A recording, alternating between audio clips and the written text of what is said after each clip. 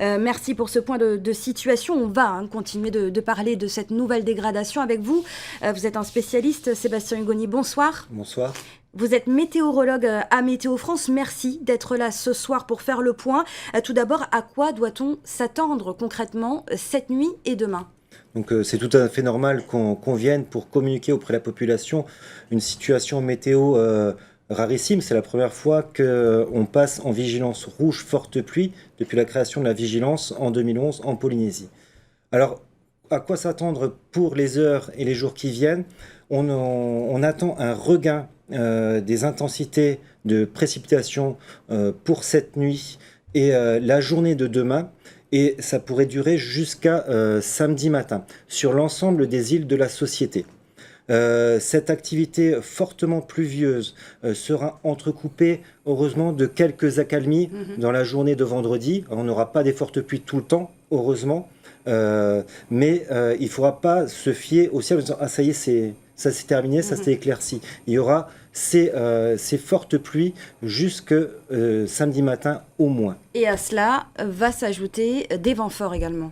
Oui, il ne faut pas oublier qu'en plus de la vigilance rouge forte pluie, nous sommes pour les îles de la Société en vigilance vent violent jaune, c'est-à-dire qu'on s'attend à des vents de l'ordre de 80 km/h en rafale, pouvant atteindre localement les 100 km/h.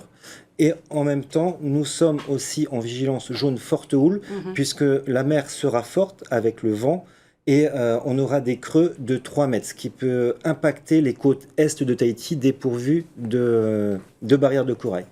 Si on fait un zonage, en fait, sur la situation, on l'a vu dans le reportage, les côtes les plus exposées sont les côtes est de Tahiti, donc Taiarapu Est, Itia, ça va monter jusqu'aux côtes nord à Maïna où on a eu des cumuls importants, jusqu'à la zone urbaine.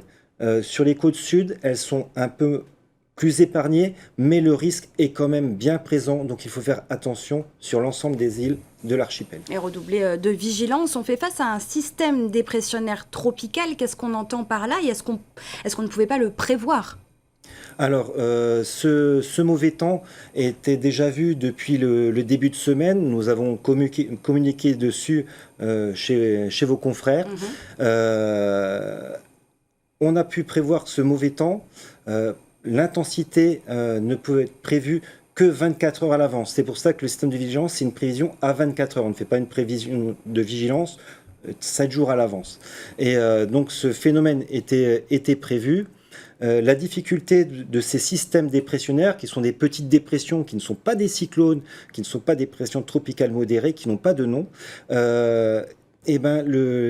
les quantités de pluie, les lieux où on va avoir les fortes pluies dépendent fortement de leur position. Et c'est très difficile pour les modèles numériques de prévoir ces positions.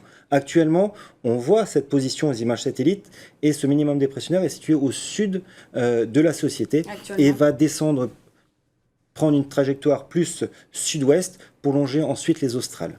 Alors de forts cumuls de pluie sont déjà tombés la nuit dernière. Quel est le bilan de la nuit passée ? Alors depuis mercredi après-midi jusqu'à cet après-midi, on a recueilli des cumuls importants sur les côtes nord de Tahiti avec 260 litres par mètre carré à Maïna, 240 litres par mètre carré du côté de Haroué et de Pirée, à peu près 170 litres par mètre carré du côté de Taiarapu Est et 180 litres par mètre carré du côté de la Fatawa. Ce sont des records ? Ce ne sont pas des records, mais on peut qualifier cet événement d'exceptionnel puisque on voit ce type d'événement une fois tous les 10 ans en moyenne. Et il faut noter que cet événement aussi est exceptionnel par sa durée, puisqu'on va avoir des forts cumuls. On a eu des forts cumuls aujourd'hui, on va continuer à en avoir demain. Donc sur la durée, il faudra faire très attention aux impacts, notamment aux éboulements. Justement, la prudence est de mise. Quels sont les conseils que vous donneriez ce soir ? C'est de la prudence déjà de bon sens, d'être vigilant, ne pas s'amuser, aller à côté des rivières, être prudent. Le moindre souci, il ne faut pas hésiter à contacter les pouvoirs publics. L'ensemble des communes ont leur PC de crise et il faut qu'ils contactent leur mairie. Et bien sûr, respecter scrupuleusement les consignes dictées par le Haut-Commissariat. Merci beaucoup Sébastien Hugoni d'avoir accepté notre Avec invitation plaisir. ce soir.